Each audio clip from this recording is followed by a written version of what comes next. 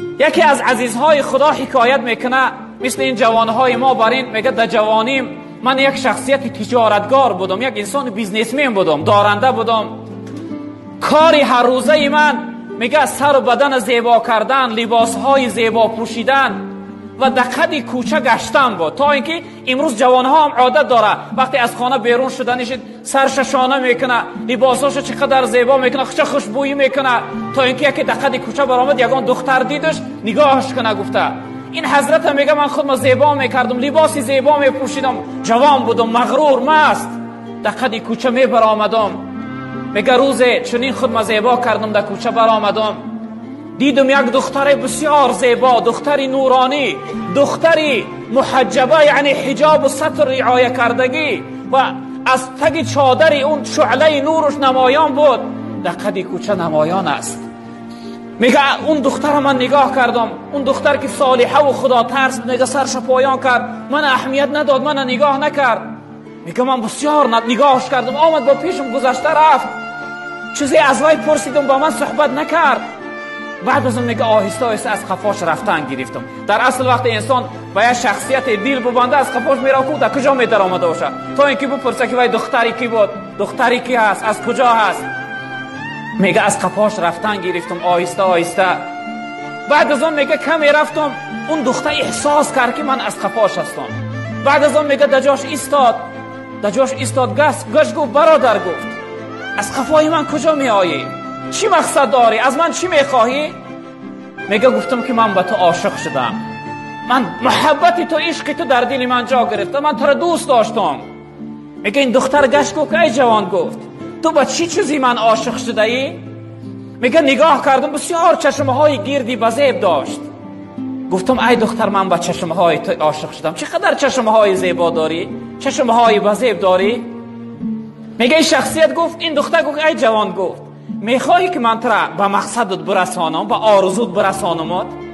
میگه دل من انیقه که این دخترم تسلیم شد، راضی شد در برابر من.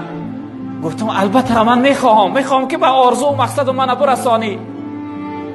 میگه این دختر گفت همینجا کمی ایست، من تو را همین لحظه به آرزوت میرسانم. اون جایی میگه ما ایستاده بودیم، البته را بری راه بود، یک در هوی بود، یک دروازه. این دختر میگه در همون دروازه داخل شد، از بین یک کمی گذشت، از اون دروازه میگه یک غلامزن سال رفته در دستش یک طبق، در بالای طبق یک رومال بار کرده بیرون شد. من دید که یک جوان ایستاده.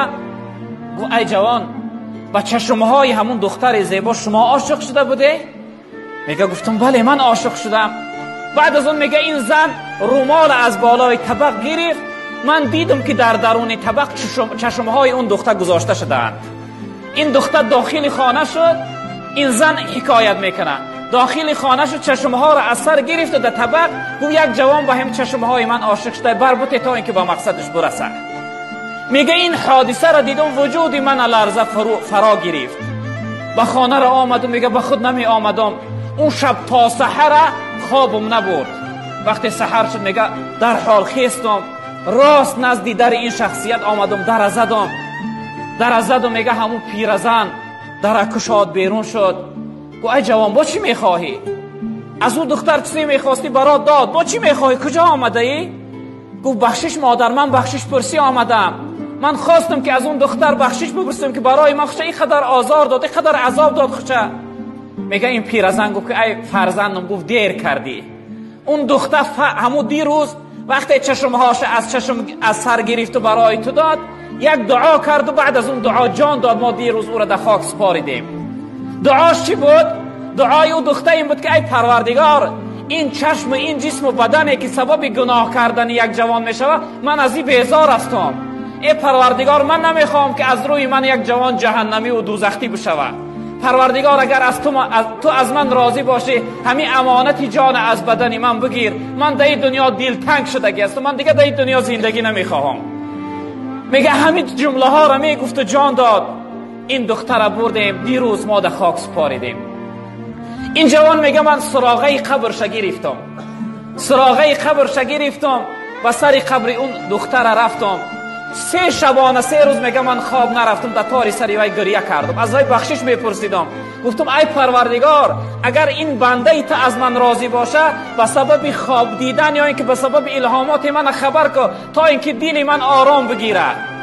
میگه 3 شبانه 3 روز خواب نرفته بودم. روز سوم میگه در سر قبر همون دختر سر گذاشتم، خوابم برد. میگه خواب دیدم که این دختر در خوابم در آمد. گو ای جوان، با از من چی میخواهی؟ میگذاری که در همین خانه آخرتم آرام خواب روام. چی میخواهی؟ چشم هامو میخواستی دادم برای تو. میگه گفتم ای خواهر اسلامی، من ببخش، من میخواهم از تو بخشش بپرسم. میگه ای دختر، گو که همون لحظه ای که من چشم هامو برات دادم، همون لحظه من ترا بخشیده بودم. اینجا عیب تو نیست، اینجا عیب من است که من خودم در خد کوچه برآمدم و نمایان کردم و جلوه دادم.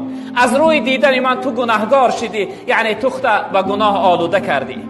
بعد از اون میگه از این دختر بخشش پرسیدم و از این دختر یک خواهش کردم. گفتم ای که خواهر اسلامی، برای من بدبختی گناهگاری گمراه یک نصیحت کن تا اینکه اصلاح شوم، تا اینکه بعد از اون حیات ما یعنی خوشبختانه در عبادت و بندگی بگذرانم. میگه این خواهر اسلامی یک نصیحت کرد برای من. گفت برادر، اگر بخواهی که گناه نکنی، اگر بخواهی که دیگر در راه معصیت و گناه نروی، در هر حالت و هر کجای باشی خود را در محضر خداوند حاضر بدان. در هر کجای باشی انیق بدان که خداوند تو را دیده ساده است. ای بدبخت، آیا در محضر خدا، در نزد خدا تو چی نوع گناه میکنی؟